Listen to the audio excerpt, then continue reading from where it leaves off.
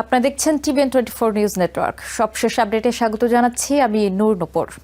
President Donald Trump বলেছেন, Greenland দখলের জন্য তার চাপের একটি কারণ হলো তিনি নোবেল শান্তি পুরস্কার পাননি। এমনটাই জানা গেছে নরওয়ের প্রধানমন্ত্রীকে পাঠানো তার একটি টেক্সট বার্তা থেকে। নরওয়ের নেতা জোনাস গার স্টোর রবিবার বার্তাটি পেয়েছেন বলে সোমবার তার দপ্তরের এক কর্মকর্তা নিশ্চিত করেছেন।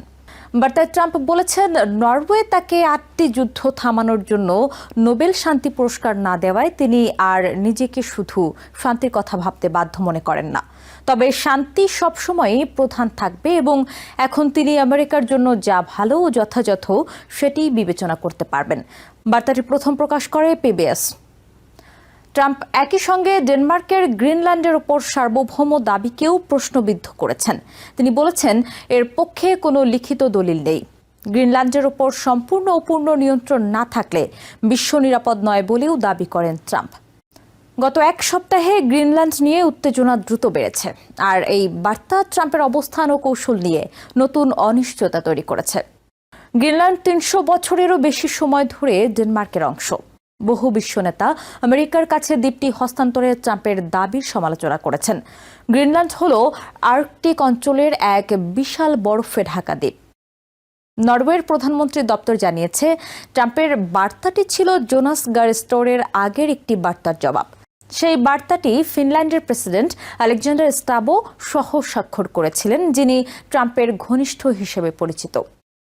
ইউরোপিয়ান নেতারা গ্রিনল্যান্ড ও ডেনমার্কের উপর ট্রাম্পের শুল্ক আরোপের হুমকি নিয়ে ফোনে কথা বলতে চেয়েছিলেন।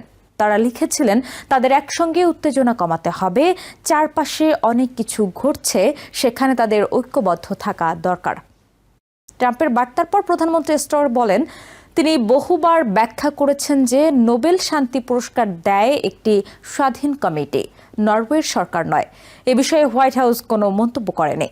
যদিও ট্রাম্প বারবার ডেনমার্কের দাবি প্রশ্ন করেছেন, তবু পুরনো আমেরিকান চুক্তিগুলো গ্রিনল্যান্ডকে ডেনমার্কের অংশ হিসেবেই স্বীকৃতি দেয়। 2004 সালের একটি প্রতিরক্ষা চুক্তির সংশোধনীতে গ্রিনল্যান্ডকে ডেনমার্কের সমান অংশ বলা হয়েছে। 1916 সালে ডেনমার্ক বর্তমান ইউএস ভার্জিন আইল্যান্ড আমেরিকার কাছে $25 মিলিয়ন স্বর্ণের বিনিময়ে বিক্রি করেছিল। সেই চুক্তিতে লেখা ছিল, আমেরিকা গ্রিনল্যান্ডে ডেনমার্কের রাজনৈতিক ও অর্থনৈতিক স্বার্থ সম্প্রসারণে আপত্তি করবে না। গত এক বছরে ডেনমার্ক বারবার ট্রাম্পের দাবি প্রত্যাখ্যান করেছে। তারা বলেছে, স্বায়ত্তশাসিত গ্রিনল্যান্ড বিক্রি করার আইনগত ক্ষমতা তাদের নেই এবং দ্বীপের 57,000 বাসিন্দাই তাদের ভবিষ্যৎ ঠিক করবে। জরিপে দেখা গেছে, অধিকাংশ গ্রিনল্যান্ডবাসী আমেরিকার অংশ হতে চায় না। শনিবার রাজধানীর নুক শহরে শত শত মানুষ প্রতিবাদ মিছিল করেছে। তারা ট্রাম্পের হুমকির বিরুদ্ধে স্লোগান দিয়েছে। উত্তেজনার মধ্যে ডেনমার্ক ও অন্যান্য ইউরোপিয়ান দেশ আরও সেনা পাঠিয়েছে। নুকে ডেনিশ সেনা টহল দিচ্ছে এবং বন্দরের বাইরে বরফ ভাঙতে সক্ষম 200 ফুট দীর্ঘ একটি যুদ্ধ জাহাজ অবস্থান করছে। গত সপ্তাহে ওয়াশিংটনে জেডি ভান্সের নেতৃত্বে আমেরিকা, ডেনমার্ক, গ্রিনল্যান্ড ত্রিপক্ষীয় বৈঠক স্পষ্ট ফল দেয়নি। ডেনিশ ও গ্রিনল্যান্ডিক কর্মকর্তারা বলেছেন, একটি ওয়ার্কিং গ্রুপ গঠন করা হয়েছে, কিন্তু ট্রাম্প প্রশাসন বলেছে আলোচনা হবে গ্রিনল্যান্ড অধিগ্রহণের কারিগরি দিক নিয়ে, যা আরও উদ্বেগ তৈরি করেছে। অন্যদিকে নেটোর মহাসচিব মার্ক রুটা ব্রাসেলসে ডেনমার্ক ও গ্রিনল্যান্ডের কর্মকর্তাদের সঙ্গে আর্কটিক নিরাপত্তা নিয়ে কথা বলেছেন।